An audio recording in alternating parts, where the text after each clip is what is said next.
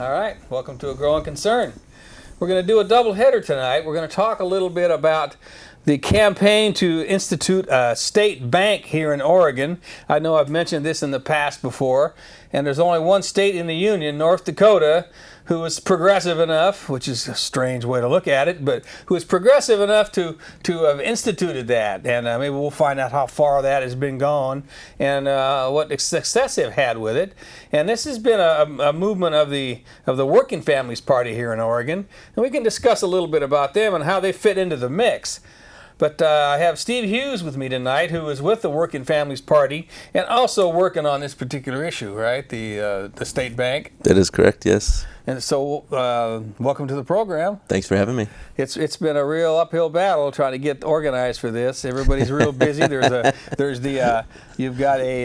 single payer health care conference going on tomorrow, which will be what the second group of folks coming in going to talk about, and also the state bank campaign has on Tuesday night.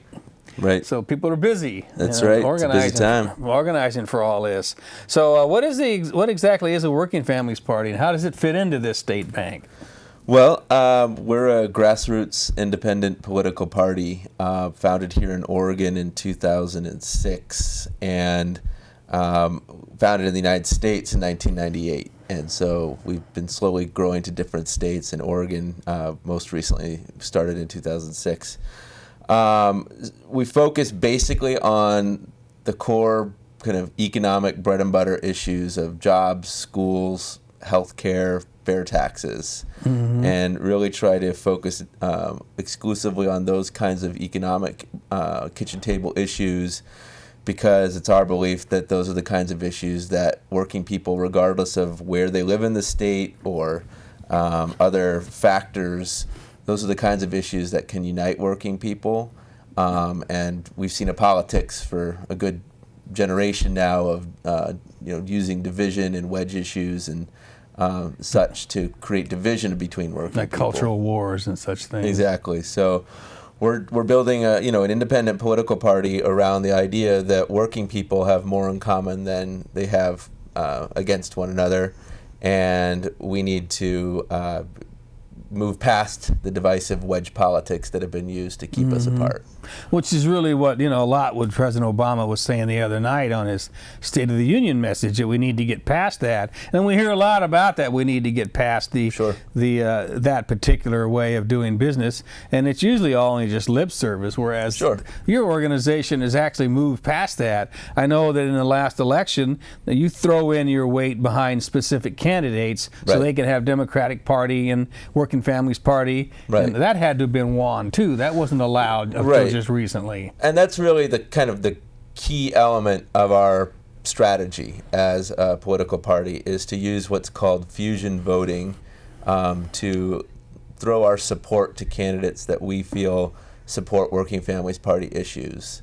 What that allows us to do as a political party is to participate in the elections process without automatically being cast as the spoiler party, which is always sort of the epithet thrown in the face of third-party movements in this country, is you're just going to throw it to the other guy. Well, with fusion voting, we can build support for and we can give our seal of approval to candidates who support our issue agenda. So it's essentially using the elections process and using the process when candidates are most receptive to hearing from voters, which is when they're trying to get your vote, to move an issue agenda forward that can benefit working people. And that's where this issue of the state bank really, we used our elections process and our nominations process to really move that issue forward. And it's not like they have to agree with you on everything. It seems to me that the Working Families Party was behind a Republican candidate last time. Did I see that right? I can't remember for sure. That is the case. In fact, it happens to also be the candidate, the Republican legislator who just introduced a state bank bill into the state legislature. Okay. So Bob Jensen out of Pendleton, he's the House co-chair of the Agriculture and Natural Resources Committee. Somebody who clearly understands the credit crunch that's going on in farm country and ranch country. He's the one who put forward. I think there's going to be more bills in terms of this piece of legislation, but he was the first one out of the chute. And to me, it's indicative of the fact that, as an issue, it cuts across partisan lines, and as a party, at least at the grassroots level, I think there is a lot of room that can be explored in terms of creating unity between working people, whether they live in Portland or whether they live in Pendleton or Ontario or wherever in the state they live. And that's been traditionally, they've been at loggerheads. It seems like to me the working folks over there are Republican. They have their way of doing things. The working folks over here, whether or not they're a union, are typically progressives. Sure. And there's been a lot of angst between the two. And this seems to me a bridge. Right. I mean, it's not angst from nowhere either. I mean, there are people with names and faces and addresses who made it their life's mission to create that angst. I mean, I come from the labor movement, and I know very well that the boss's technique is to cause workers to fight amongst themselves so they can never get organized and never make a change in their lives. Divide and conquer. Exactly, it's divide and conquer. And so my experience coming from the union background is that that's what's going to happen, and that's also what's going to happen in our politics unless we can strategize and outsmart it and build a movement for working people that removes the things that are divisive from the table and focuses like a laser on the issues that unite us. And those are the economic issues, the things that put money in or out of my pocket, that put food on the table. Those are things that no matter where you live in the state, people are concerned, especially right now with the way the economy has been. And not just in the state, it's in the country. Isn't this a form of voting that used to be pretty common in this country, and it was actually brought back through New York State first? Well, they actually never lost it in New York. That's actually but it's true. Fusion voting used to be the law of the land in many, many states in the United States, including here in Oregon. We had at one time a governor elected on a fusion ticket. He was a populist candidate that ran as a populist and a Democrat, and many members of our state legislature. I think that's really important to look at the history here, because at the time when fusion voting was widely practiced in the United States, we had an active populist movement. I was just thinking that, yeah. And what was happening was the populists typically were sort of agrarian, rural folks. A lot of times they were, Protestant-born, native-born, Protestant, and a lot of times they didn't drink alcohol. That was sort of the social issue of the day. And the Democrats were oftentimes the urban, working class. Oftentimes immigrant, oftentimes Catholic, and oftentimes people who like to drink a little bit. And though that issue of drinking, of temperance, the temperance movement, was used as the wedge issue of the day. And what fusion voting allowed to happen was it allowed those two political strains of working people to overlap and support candidates that they had a common interest in supporting, but they didn't have to, join the other person's party to do it. Right. So taking out the fusion voting tended to drive a wedge through the two parties and separate. It was a mechanism for unifying working people and creating electoral coalitions of working people. And you can bet that if people start to use something like that effectively, there's going to find a way to make it illegal. And that's what they did. But we were successful in re-legalizing it here in Oregon in 2009. So any other states followed suit? We're actually the first state in the United States to re-legalize fusion. The states where the Working Families Party is right now that have fusion voting are the few states that never lost it. So New York, you mentioned, there's 6 states in the United States where the Working Families Party is right now. And so you've established that. I know Barbara Dudley, who couldn't be on the program last week or this week, she's been instrumental in that, and I have a great respect for her political acumen, although I kind of wonder what the hell she was talking about when she first started saying this. I wonder that a lot, trust me. I realize that she's been in the trenches for a long time, and she sees, albeit maybe a meandering course, that this is something that can bear fruit down the road. Sure. And besides what she's doing here, she's been pushing hard for this state bank. Right. Now, is this, since there's only one other one, has there ever been another state bank? Like there was fusion voting in other places, and now there very little is? Right. There is one state bank, as you mentioned, in North Dakota. It's the only state bank in the country right now, although interestingly, right now, there are several states around the country looking at, reviving this idea. I would say Oregon is probably one of the states furthest along in terms of actually having a chance at doing that. But the Bank of North Dakota actually came out of the populist movement era. It was the nonpartisan league that essentially took over both houses of the North Dakota legislature and the governor's mansion. And what was going on was they had a bunch of farmers who were being squeezed by the out-of-state banks.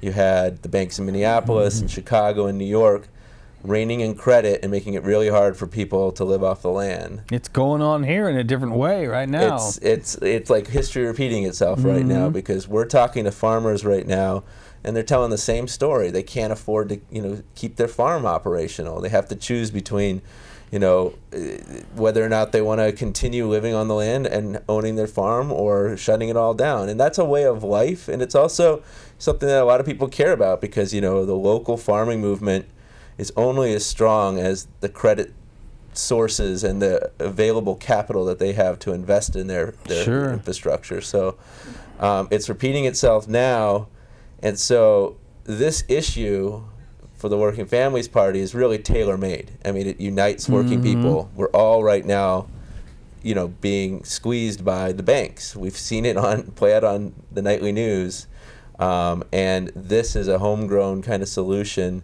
that's been tested. It's worked in North Dakota for 90 plus years, but it's something that we think we can get some real traction with here. Well, I know after the big meltdown a while back, the banks are doing fine, and we find that the what was it, WAMU was taken over by Chase, and there's been other East Coast banks coming over here, and nobody's happy with them. I'm sure the farmers least of all. And during all that, 22 years now of problems, because of the way the banks have conducted themselves through deregulation, and for the many reasons, did the State Bank of North Dakota, how did it fare through all that? That would be one of the first questions. They're doing well. I mean, North Dakota is doing quite well for itself. They've got a few good breaks on their hand. I mean, they just got oil under their prairies. They did, which doesn't hurt their budget right now, but it doesn't also hurt to have a bank. I mean, right now, the state of Oregon deposits literally billions of our tax dollars into those banks you just mentioned, the Wells Fargo, the Washington Mutual, or I guess they're gone, but U.S. Bank, Bank of America, Chase. Billions of our tax dollars go into those banks. And as soon as we deposit our money in there, we immediately lose the opportunity to gain interest on our own money. We're paying those banks fees to handle our money and do all the services that banks do. And that money, because the banks aren't lending, is not being invested back into the state. It's sort of like the equivalent is sort of like shopping at the big box store. You spend that $1 there, it immediately gets siphoned out of the community. Out to Oklahoma or something. To where, like at Walmart. Exactly. Whereas if you shop Arkansas. locally, that money recirculates in the community. It's made back in wages and so forth. It's the same with our banking. If we can localize our banking infrastructure and support the community banks that are out there on the ground, the little not mom and pop, but smaller banks that are, in relationships with their customers and want to grow with their customers, but because it's a trickle-down effect and the big banks have sort of, reined it all in, they can't do what they need to do. They can't make loans that they need to make, and they have customers that can't expand and can't create jobs. So if it would seem to me this is a no-brainer, and it should have already been done in a lot of other states. But inertia or whatever, and people, it's difficult to establish a new way of doing things. But so how would that? What are the dynamics of it? The taxes, say, or whatever, and all the money that is collected through income tax and property taxes and all the different streams of revenue go to Salem, and then rather than them depositing this in First Interstate or any of these other groups, they will have their own bank that they have established and put the money into, and that will be able to make loans more available to people. Then is what the plan is. Right, and I think it's really important to make clear that this is what we would call a banker's bank. In other words, it won't be a retail bank. There's not going to be, branches that you walk into on the street corner and open up an account. The way it works is it partners with the local community banks to make those loans available. So say you're a business owner and you want to expand your business and you need a loan of $100,000 to do it. You walk into your community bank, you meet with the banker you've always met with. You mean like the teachers union, credit union, or Right. Rivermark, or whoever you've already been banking with. They don't go away in this equation. You go to them. So Chase and all them are still on the. They don't go away either. I mean, if people choose to bank there, what changes is we don't send our state's money there, but we keep it in our own institution. And then you're the business owner and you say, I need a loan, but your banker says, I can only give you, $50,000 of the $100,000 you need. The conversation ends right there at that point. Either that customer walks away without anything or they go to a bigger bank. With the bankers, bigger risk. Well, yeah, the big multinationals. Yeah. If you go to your community bank when there's a state bank in place, that community banker has a tool available to them. They can call up the state bank, and the state bank can engage in what's called participation lending, which essentially means the community bank puts up $50,000 of the loan, and the state bank puts up the other $50,000 of the loan. So it's entering into partnership with the community then. Exactly. So it strengthens the community bank. It lets that community bank grow with its customer, because otherwise that customer is too big for them and they have to move on. So it lets community banks really do what they do best, which is get those loans out to the customers they already have relationships with. But right now, because there isn't a clearinghouse for the resources, and the resources are going out of state, that mechanism is not in place, and that's what we're trying to change. Now you're looking at North Dakota with what, 1 million people or something like 600,000. 600,000. Yep. They could fit into Gresham just about. And you got a state like Oregon that's got what, 3.5 million, something like that, 3 million in the metropolitan area. But then you've got areas like Washington, it's a little bit bigger, but all your western states, I looked it up one time, and Idaho has less than 1 million, Montana, all these states. Would this work better in these smaller states? Or how about states like California and Chicago or Illinois that have a larger population? Is that a viable alternative there as well? I mean, a bank is a bank. The basic principle of banking can be scaled up or scaled down, infinitely. I mean, the basic principle of a bank is if you put in $10, you can leverage that $10 into $100. That's the way banking works. So if you had a state with, in our case, we have about between $5 and $10 billion in our short-term fund, you could deposit that or some fraction of that into that banking institution, and then through banking regulations, you could leverage that money into 10 times what you deposit in. So you have suddenly 10 times. That's the difference between just creating sort of a pool of money to give out to worthy business owners and creating a bank, is the way leverage works in the world of banking. So to answer your question, that basic principle of banking could be applied to a small state, or it could be applied to California. It doesn't really matter. Really, it's a question of political will. If elected leaders think this is a good idea, which we hope they will here in Oregon, we could go that direction. So what you're saying is this isn't something that people are going to bring forward with an initiative. It's, you said someone's already brought one forward into Salem, and there'll be more similar ones down the line?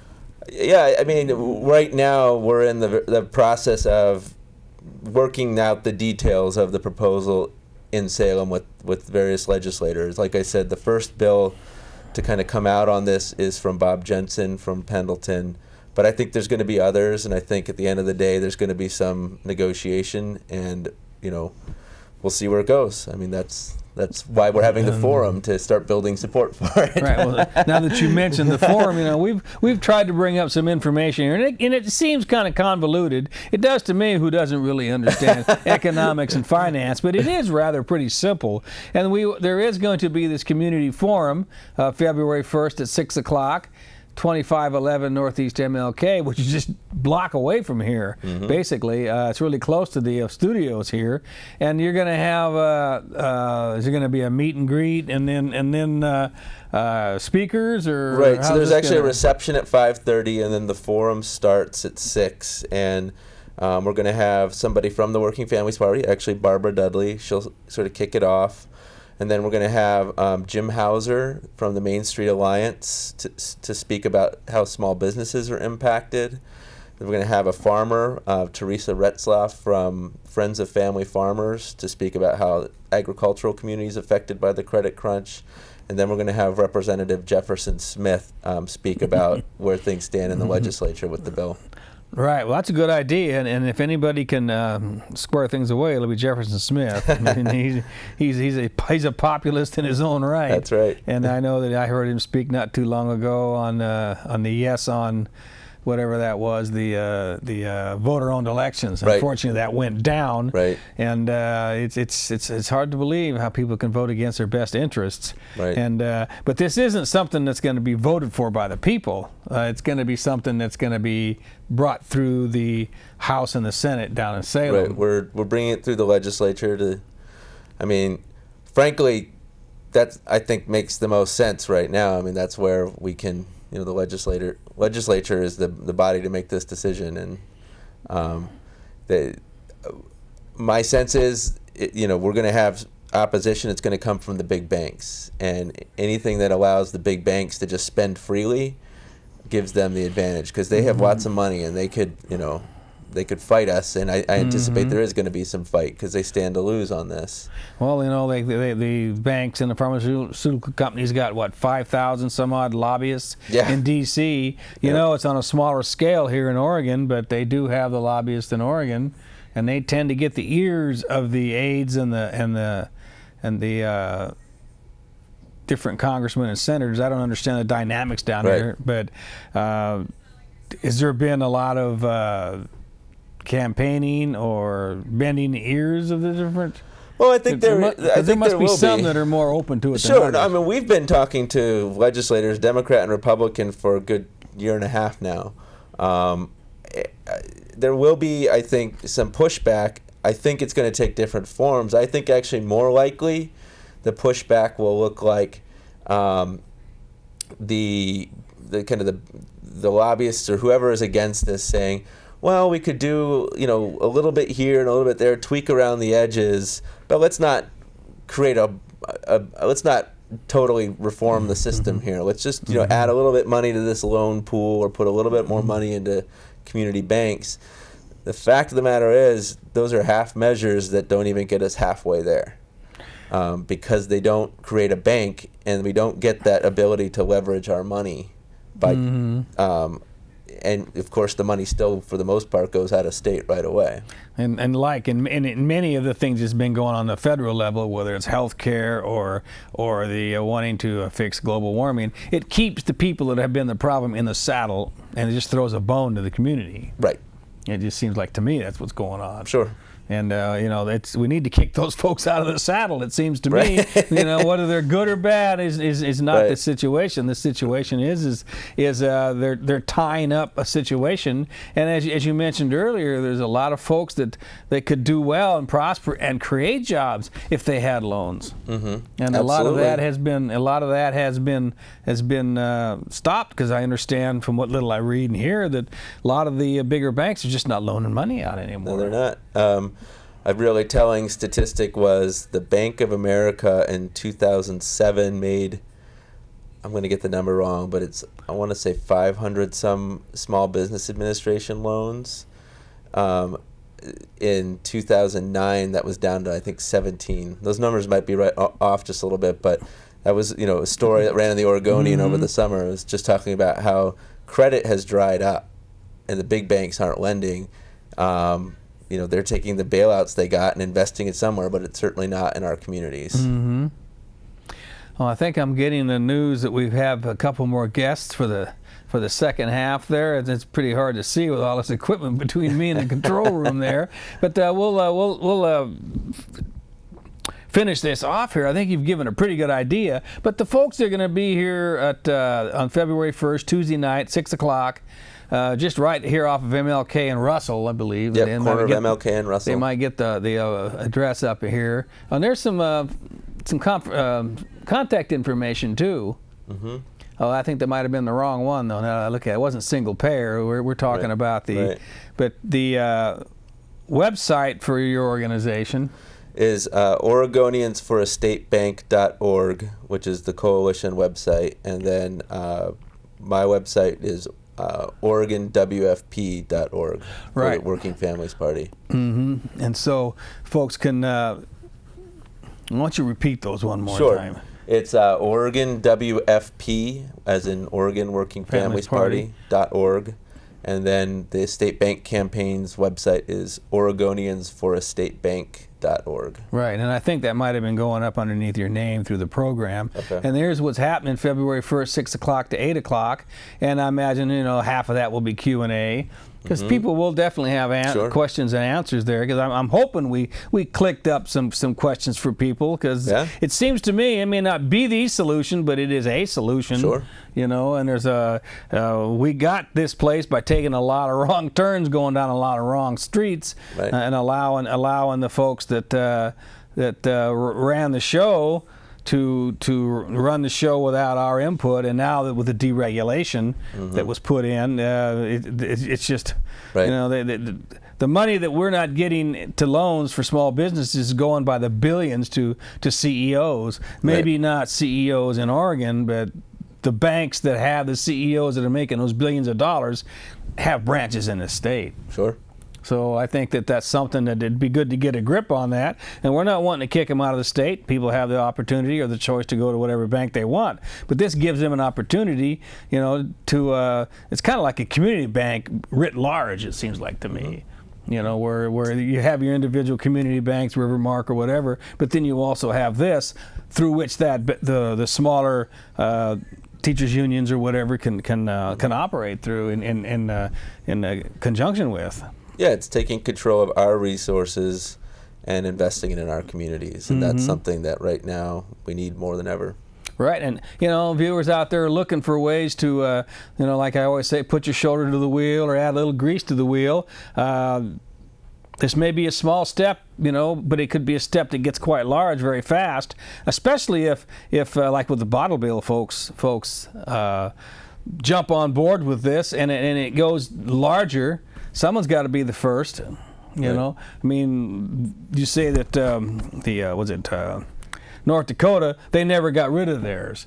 So there's really nobody that has gotten rid of it and is re-implementing it, which we would be the first, you're saying. We would be the first state in 90-some years to create a state bank, which to me is a testament of the power of the big banks more than anything. I don't think this, for lack of merit for this idea as much as it is, there are just a lot of powerful moneyed interests out there that have done their best to prevent things like this from happening. Right, and the people that understand the intricacies and machinations of this are generally people that are studying this in economics and all that, but the average person doesn't really understand this. Right. Which I think is really a good idea to have this forum on the 1st from 6 to 8 o'clock and get to meet people and ask questions of the folks that are instrumental in bringing this out there. And it's great you have someone from the farming community and from some of these other areas that can come on and talk about this. Right. So I really encourage viewers to get out there on you can go on Indie Media and read a little bit about it, and OregonsForAStateBank.org. OregoniansForAStateBank.org. And there are ways, with Google these days, you can find anything. Just Oregon State Bank, and you'll find out everything you need to know. There you go. All right. Well, I really appreciate you coming on and talking about this. You've brought up a lot of information that I was curious about, and of course a lot of it might go away in the next hour or so, but I don't have all the apparatus to hook it all together to hold on to it. But that's why you need to learn these things and hear these things over and over again. Right. And this rally this forum will be a good way to do that, and I'm going to get that on tape and put that on the air so folks can have a chance to hear it more than once. Great.